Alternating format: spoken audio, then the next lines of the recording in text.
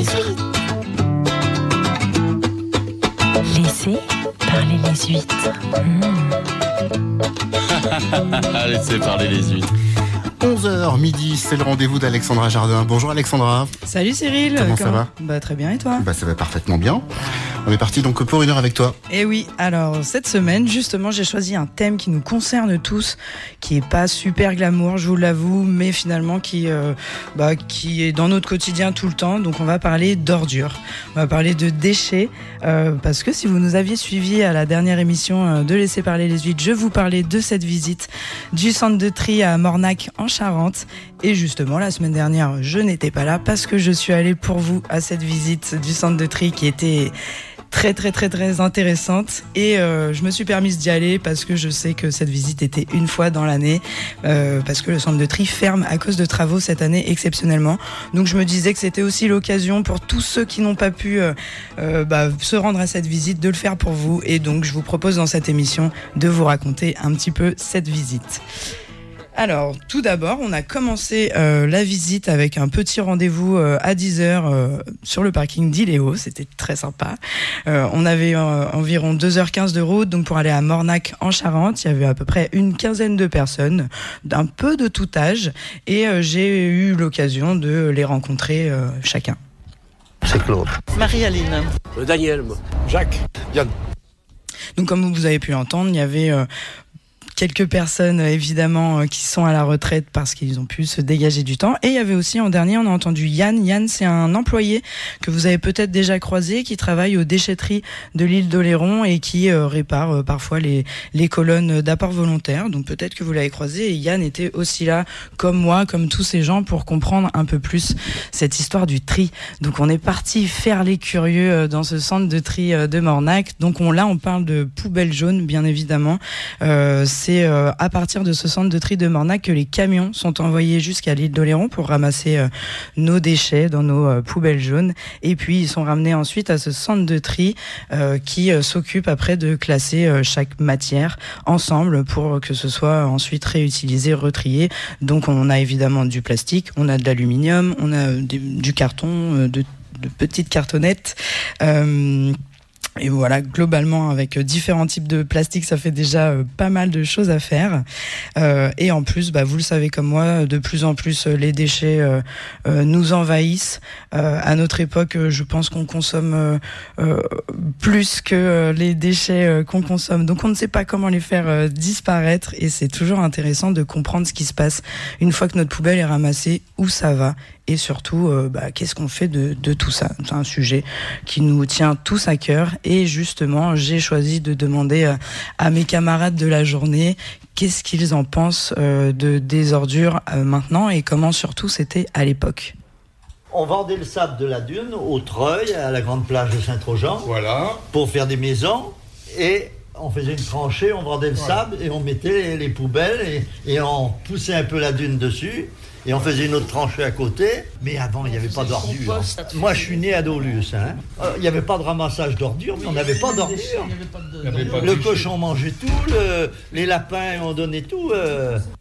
Et voilà, on n'oublie pas que justement, avec ces différentes générations qui se croisent, l'information ne passe pas forcément pareil pour tout le monde. Et puis, les habitudes sont aussi parfois difficiles à changer. C'est vrai que quand on a connu les ordures qu'on enterrait dans les dunes de sable, on comprend pas trop pourquoi il faut trier maintenant. Donc, c'est pour ça que ces personnes-là se rendent aussi à cette visite. Et donc, quand on arrive au centre de tri, on est accueilli par Didier qui nous commente toute cette visite. Donc, on commence par passer là où les camions sont pesés pour savoir le poids des déchets qu'on fait rentrer chaque jour dans ce centre de tri. Puis tous les déchets passent par des gros cylindres avec différents trous qui permettent de faire un tri sur la taille des déchets. Donc les plus petits partent dans ce qu'on appelle les sacs noirs, donc à l'enfouissement. En général, par exemple, dans la poubelle jaune, on a tendance à mettre le bouchon de notre bouteille en plastique. Et si vous voulez que ce bouchon de votre bouteille bouteille en plastique soit bien réutilisé, bien recyclé une fois que vous le jetez.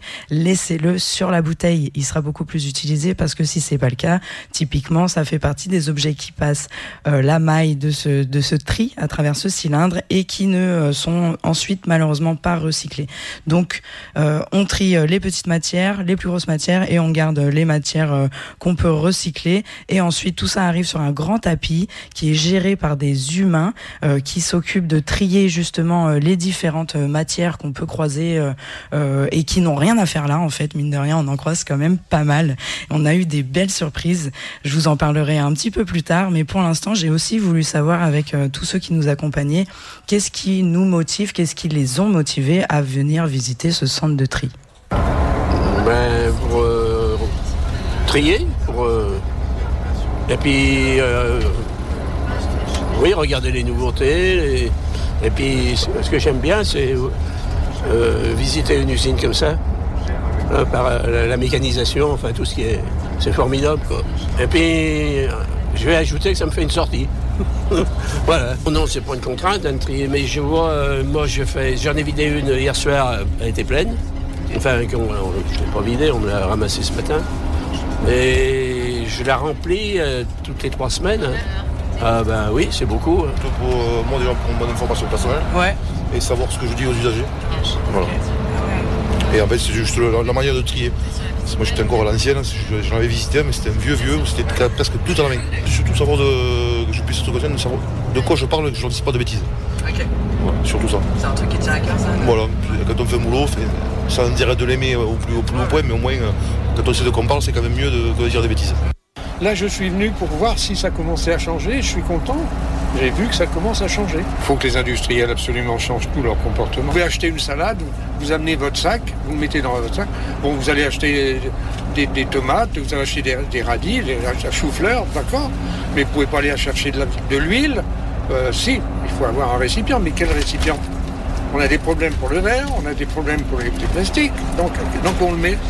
Moi, je veux bien, mais dans quoi on le met ? Dans le creux de la main ? Et comme je ne connaissais pas et que je suis toujours curieux de nature, je voulais voir que ça ne sera pas demain que tout va être bien trié.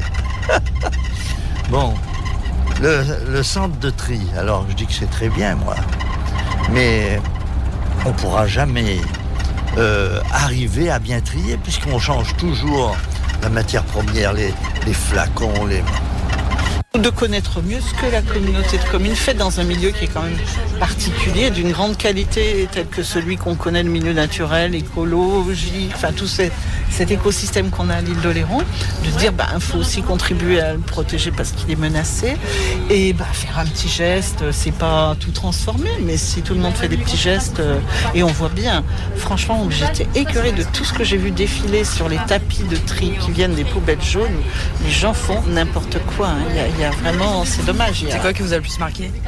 À un moment, dans la première filière de tri qu'on a vu, ils éliminaient les films plastiques, il y avait une espèce de dessus de plaque de cuisson pliée en deux, mais c'était énorme, comment ça a pu passer ? J'ai trouvé ça choquant. Et oui, le centre le tri est une affaire de tous et comme vous avez pu l'entendre justement, on fait tous un petit peu à notre sauce parce que avec les matières qui changent, avec les différents plastiques, on n'y comprend plus trop ce qu'il faut mettre et c'est aussi pour ça justement que j'ai voulu aller visiter ce centre de tri parce que je me suis rendu compte à mon échelle que j'étais pas une très bonne citoyenne et que par exemple je mettais des choses qui ne devaient pas aller dans la poubelle jaune comme les mouchoirs, les essuie-tout, les choses comme ça parce que c'est vrai qu'on a l'impression que c'est du papier mais typiquement ça ne va pas dans la poubelle jaune. On a vu aussi des objets comme des téléphones portables, des plaques de cuisson comme nous en parle Marie-Aline, des ordinateurs, des chargeurs, des multiprises et surtout, je voulais le rappeler, tout ce qui est matériel médical, donc les seringues pour l'automédication sont à rapporter dans les pharmacies. Toutes les pharmacies de l'île d'Oléron récupèrent votre matériel médical pour le recycler. Donc pour en savoir plus, on va se faire une petite pause musicale et puis après on va retrouver Didier qui nous a fait cette visite et qui nous résumera pour vous, pour moi, pour tout le monde, qu'est-ce qu'il faut mettre dans sa poubelle jaune et surtout qu'est-ce qu'on n'y met pas. Laissez parler les huîtres. Laissez parler les huîtres. Et on est de retour dans Laissez parler les huîtres. Alors si vous étiez pas là pour la première partie, ça va pas du tout, mais en tout cas, on parlait de déchets. Cette semaine, on a choisi d'aborder les déchets et notamment le centre de tri de la poubelle jaune. Donc, on était là-dessus à voir tout ce qui n'était pas voué à aller dans la poubelle jaune, mais qui parfois s'y retrouve. Donc, le matériel médical, comme on l'a dit, n'hésitez pas à le ramener en pharmacie. Toutes les pharmacies de l'île d'Oléron récupèrent le matériel médical. On ne met pas, bien sûr, dans la poubelle jaune les chargeurs, les multiprises, les téléphones, les ordinateurs. C'est des choses qui paraissent logiques. Et je pense que, comme beaucoup de gens, on se dit que mettre ça dans la poubelle jaune, finalement, ce sera moins sale que de mettre ça dans la poubelle classique.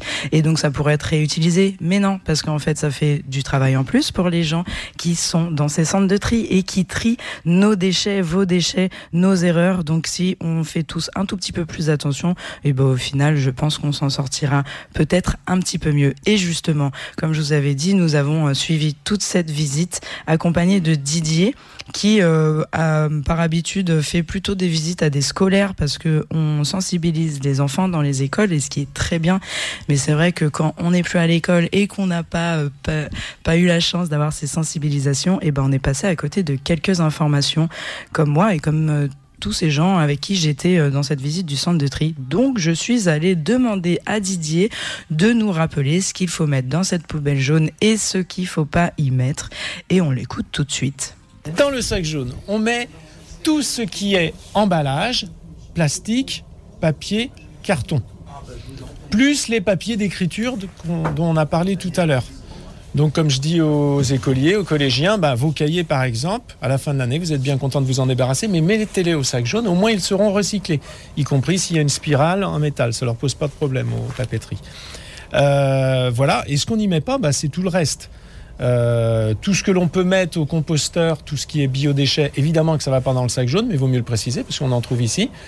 Ça sera recyclé chez vous, dans votre jardin. On ne met pas le verre. Vous avez des bacs à verre un peu partout. Vous en avez 1100, 1200 en Charente, donc il y a de quoi faire quand même. Et puis, qu'est-ce qu'on ne met pas encore ? Et puis évidemment, tout ce qui est déchets résiduels, donc tout ce qui va au sac noir. Et certains objets qui peuvent être en plastique mais qui ne sont pas des emballages et qui ne peuvent pas se recycler.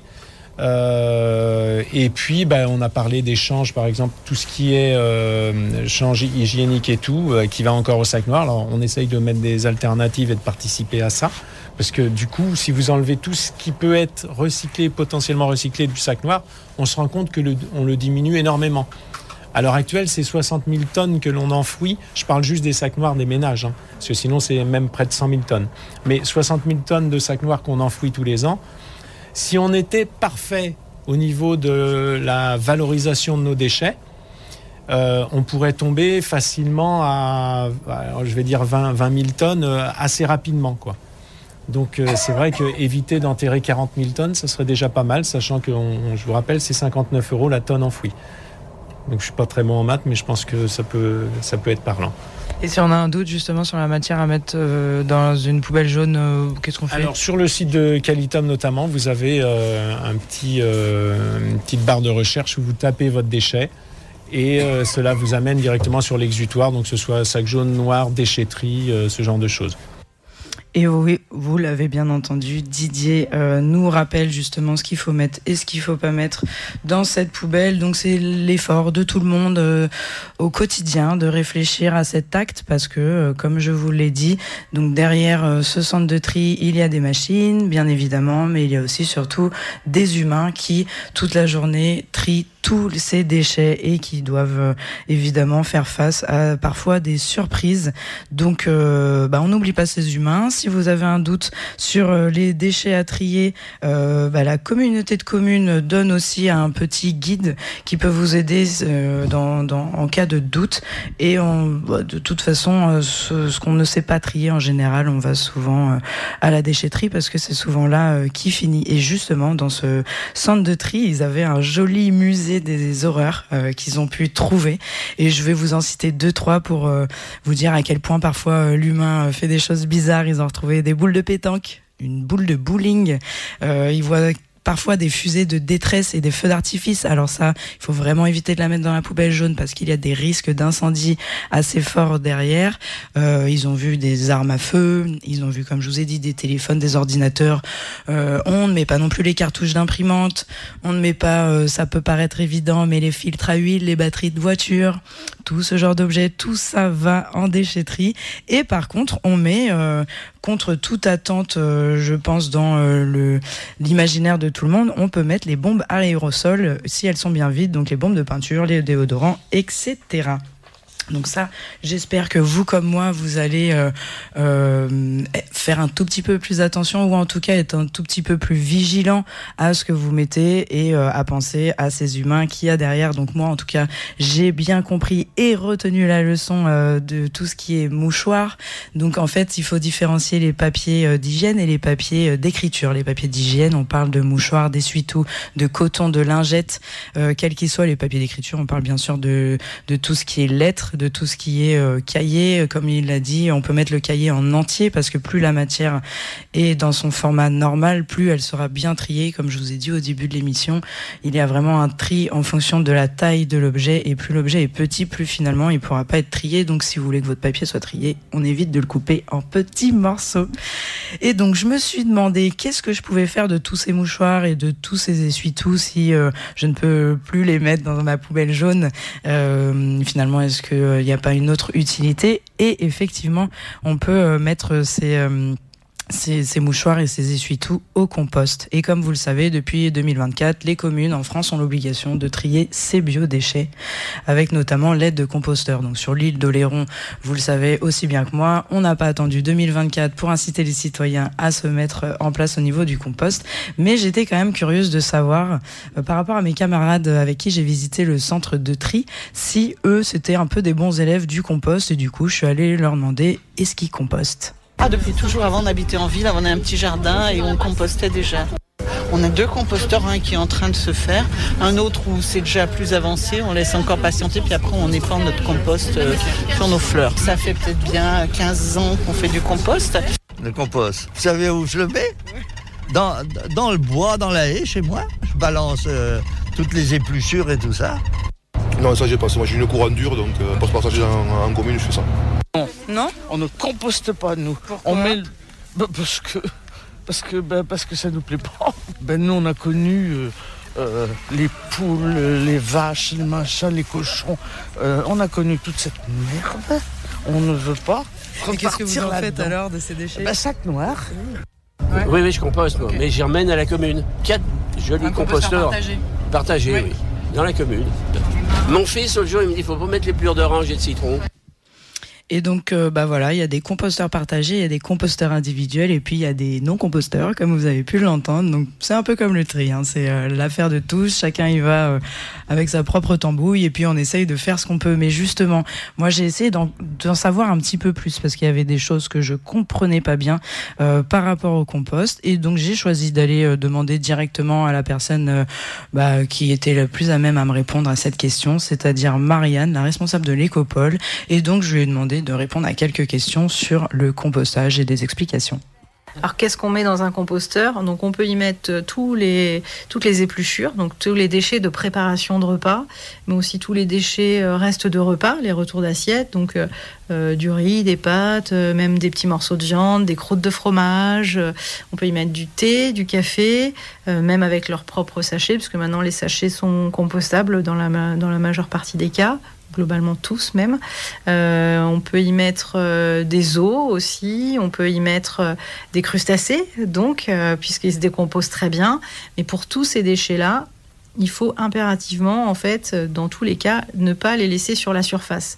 C'est-à-dire que déjà, généralement, dans sa cuisine, on met dans un récipient, on attend un petit peu, donc dans le fond du récipient, ça commence déjà un peu à fermenter, on va dire. Donc, quand on le retourne, qu'on le vide, c'est la partie du dessous qui se retrouve sur le dessus, qui est pas très agréable, on va dire. Du coup, l'idée, c'est pour pas avoir de moucherons, pour avoir une décomposition dans de bonnes conditions, de mélanger avec un aérateur. Donc, c'est un petit outil qu'on distribue avec les composteurs. Si les gens n'en ont pas, ils peuvent venir en chercher à la permanence du Bois d'Anga, du lundi au vendredi de 9h à 13h.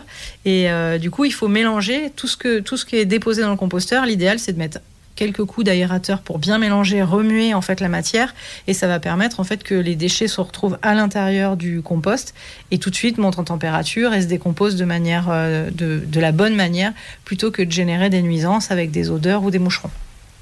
On peut y mettre aussi les agrumes, puisque au début on disait il faut éviter de mettre les agrumes dans les composteurs parce que c'est un peu acide, etc.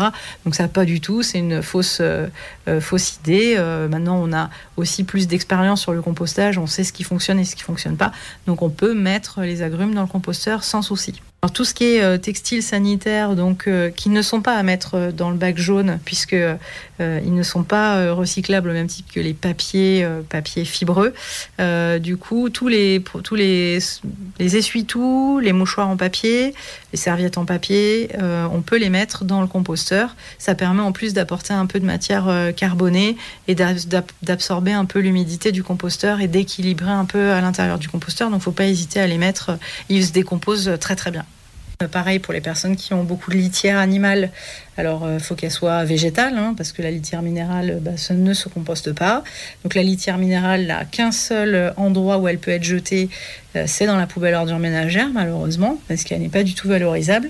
Mais il existe des litières végétales qu'on peut composter dans son composteur individuel, qu'on ne peut pas mettre dans les composteurs partagés, sinon les composteurs partagés se remplissent beaucoup trop vite et ne sont pas prévus pour en plus. Mais du coup, il faut effectivement avoir d'autres types de litières pour pouvoir composter, mais ça se fait très bien et là aussi on peut accompagner ce genre de démarche. Laissez parler les huîtres. Laissez parler les huîtres. Dans Retour sur Laissez parler les huîtres, vous oh là là, on recommence. Ça arrive des fois. Alors, on est de 11h40. retour. Voilà, 11h40, c'est pour ça, c'est le ventre qui commence à creuser. On commence à avoir faim, Cyril. Ouais, ça va pour moi. Donc nous sommes de retour dans Laissez parler les huîtres et justement nous parlions de déchets.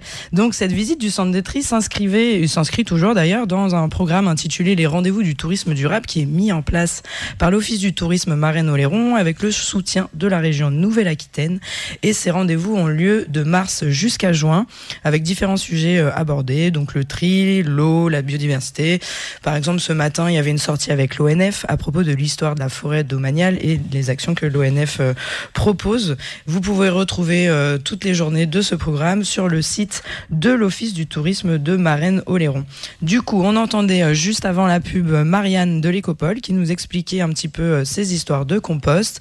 Donc on y voit un petit peu plus clair, on peut mettre les agrumes, on peut mettre les têtes de crevettes. Mais justement, moi j'avais pas compris... Il y a quelque chose que je comprends pas dans le compost, c'est qu'il faut une matière sèche pour créer un équilibre justement entre cette matière sèche et cette matière humide. Et pour comprendre un petit peu plus de quoi est composée cette matière sèche, j'ai choisi d'aller demander à notre expert Alexandre, notre expert en potager, pour qu'il m'éclaire un petit peu plus sur ce millefeuille compost à créer. Bon alors, cher Alexandra, on va grossiériser un petit peu la chose. C'est vrai que ça paraît un petit peu complexe comme ça, mais c'est plutôt simple.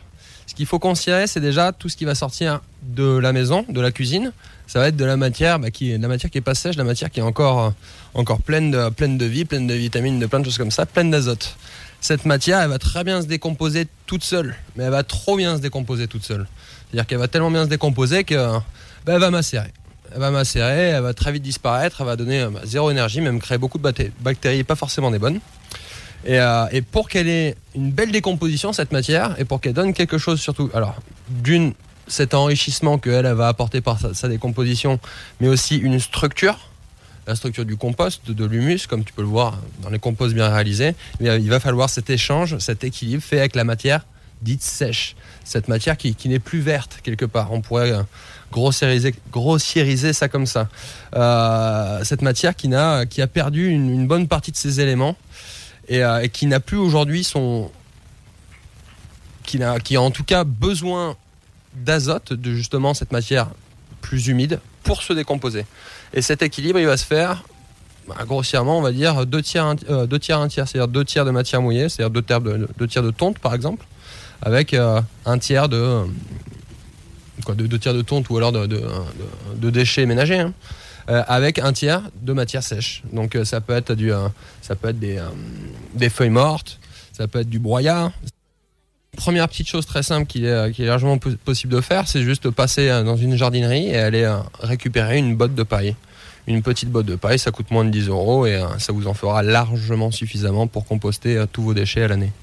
Mais du coup, cette botte de paille, il faut pouvoir la stocker au sec et qu'elle soit toujours un peu sèche pour que c'est vraiment une utilité. Il faut éviter juste qu'elle prenne l'humidité, qu'elle prenne les pluies, tout ça. Vu que c'est une matière très carbonée, la paille, alors les bottes qu'ils ont en ce moment en jardinerie, ce sont des bottes de paille et non de foin. Le foin est une matière un petit peu plus équilibrée en termes de carbone, matière sèche, azote, matière humide. Donc voilà, ce rapport va être plus brut avec la paille. La paille est très carbonée. La paille a besoin de pas mal de matière azotée, de matière mouillée pour se décomposer. Donc la paille, ça va être un super truc pour justement faire cet équilibre dans votre composteur. Les possibilités sont partout. Tout simplement, dès votre prochaine balade, si vous avez l'habitude de vous balader, vous prenez une petite poche, vous la remplissez de feuilles mortes, ça fera l'affaire. Chez l'une de vos connaissances, par exemple, qui a un jardin, souvent il y a autour de automne, la période hiver et début du printemps, il y a des tailles. Ces tailles, en général, que ce soit fait par la personne elle-même ou par un éléagueur ou un paysagiste, il va souvent y avoir du broyat ou en tout cas de la matière organique dégagée. Je suis sûr que vous connaissez quelqu'un qui en a et à qui vous pourrez en récupérer. Et la matière sèche, réellement sèche, la matière vraiment carbonée, elle se conserve très très bien.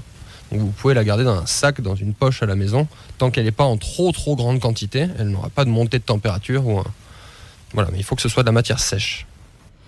Bon, j'espère que vous, comme moi, ça vous aura un petit peu plus éclairé sur cette matière sèche. Donc, vous avez entendu les conseils d'Alexandre. On peut trouver ça de différentes manières. Et justement, je profitais d'avoir notre expert en face pour lui demander son avis à lui et puis son conseil sur le compost. On l'écoute. C'est très important, en fait. Et moi, je suis ravi qu'on voit ce sujet aujourd'hui parce que le compost, quand on se rapproche un petit peu du jardin et du potager, c'est quelque chose d'exceptionnel.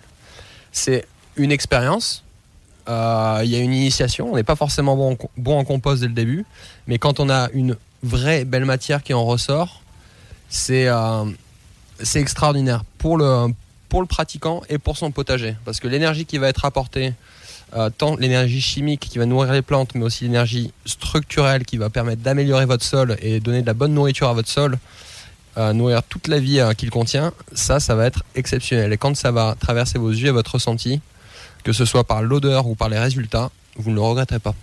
Petite chose importante d'ailleurs à mettre en lumière, c'est que plus la matière est fine, plus la matière est petite, moins elle mettra de temps à se décomposer. Donc si vous voulez gagner un petit peu de temps, ce sera toujours bien d'avoir de la plus petite matière. Je pense à quelque chose commun qu'on peut avoir en hiver, les trognons, les bases de choux, qui sont assez épaisses avec un diamètre assez important. Ça va mettre quand même pas mal de temps à se décomposer parce que c'est des parties robustes. Si vous la coupez en quelques petites tranches, ça mettra déjà beaucoup moins de temps à se décomposer.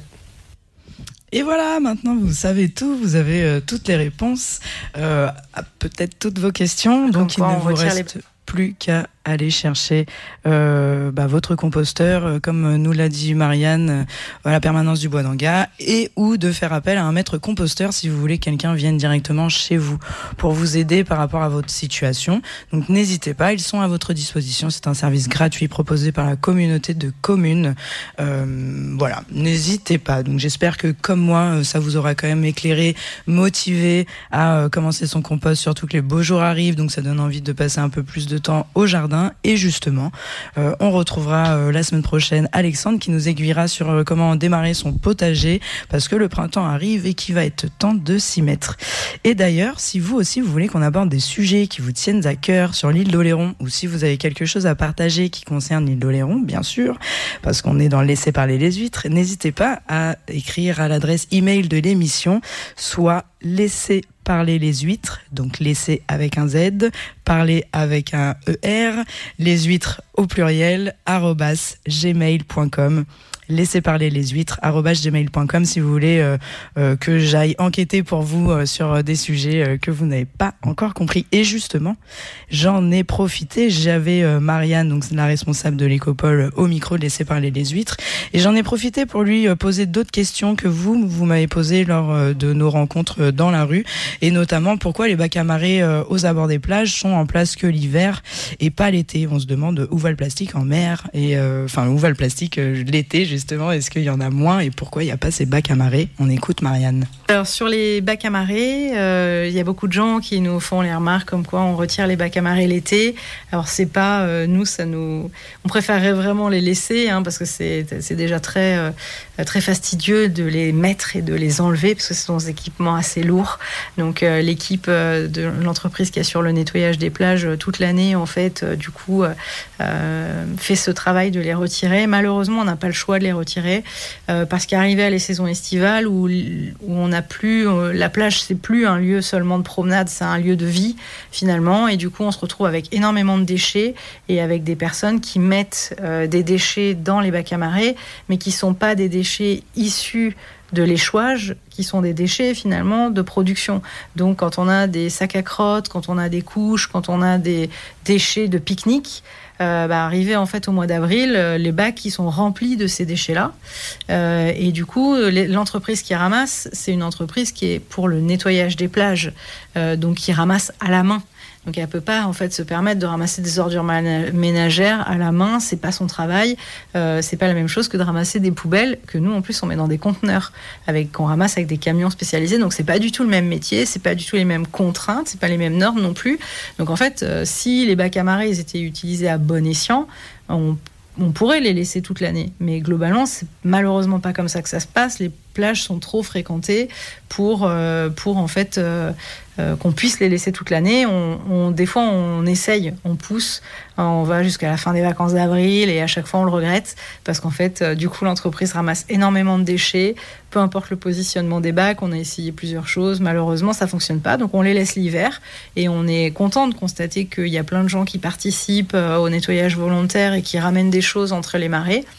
Donc, malheureusement, l'été, on peut pas les laisser. Après, l'été, on a aussi plus de nettoyage que l'hiver. C'est-à-dire que nous, l'entreprise qui assure le nettoyage des plages, c'est plus fréquent l'été, donc il y a aussi moins besoin finalement de ces bacs à marée, même s'il y a toujours de l'échouage malheureusement de déchets. Mais voilà, c'est plus sur la typologie des déchets en fait que ça nous oblige à les enlever.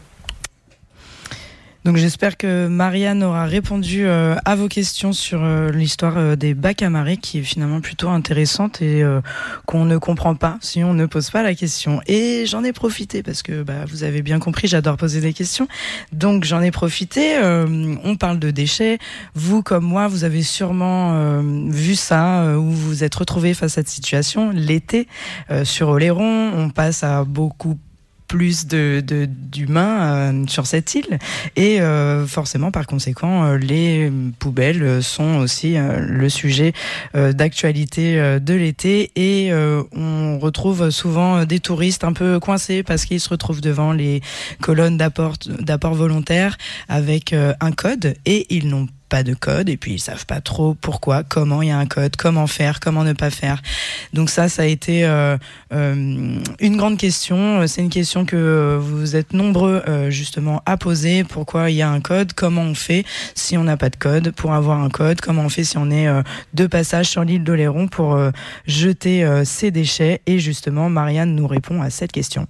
Alors sur l'île d'Oléron, les camping-caristes sont obligés d'être accueillis sur des aires autorisées. Donc logiquement, ces camping-caristes, ils sont dans des espaces où il y a des poubelles. Par exemple, pour la fête du Mimosa, la commune met en place des poubelles. Sur toutes les aires de camping-car d'Oléron, il y a des poubelles spécialement pour les camping-caristes. Pour les gens qui viennent à la journée et qui auraient besoin de se débarrasser de ce déchet, il y a sur tous les points d'apport volontaire, donc sur les colonnes d'apport volontaire, il y a un QR code qui permet d'acheter en fait un code pour pouvoir ouvrir la colonne ordures ménagères et le flux emballage et le flux vert, eux, sont gratuits et en accès libre. Pour ceux qui n'ont pas de smartphone, ils peuvent acheter un code à l'office de tourisme. Donc vous l'avez bien compris, on peut acheter un code pour 1,85€ auprès des offices du tourisme. Et si vous avez un smartphone, vous pouvez le faire directement lorsque vous êtes devant votre borne. Donc maintenant, vous n'avez plus vraiment d'excuses pour les dépôts sauvages qu'on trouve souvent au pied des colonnes et qui malheureusement ternissent le beau paysage de l'île d'Oléron et surtout qui parfois peuvent attirer des nuisances, donc en attirant des nuisibles ou pire, ces déchets qui s'envolent et qui se retrouvent ensuite plus loin dans la nature. Donc s'il vous plaît, pour le bien de tous, on essaye de faire en sorte de mettre sa poubelle dans le container, et comme ça tout le monde sera content, tout le monde passera un bel été, et vous pourrez vous aussi transmettre cette information aux touristes que vous croisez, qu'il est possible d'ouvrir cette borne même si on n'a pas de code, tout simplement en scannant le QR code. Voilà pour ce qui est des déchets cette semaine. Je pense que on a fait un grand tour. J'espère en tout cas que vous avez appris plein de choses. Moi, c'était riche d'apprentissage, toutes ces rencontres. On se retrouve la semaine prochaine pour d'autres sujets. En attendant, on n'oublie pas les actualités culturelles sur l'île d'Oléron que Cyril nous rappelle bien évidemment tous les matins. Et on se retrouve très vite. Prenez soin de vous. Laissez parler les huîtres. Laissez parler les huîtres. Laissez parler les huîtres.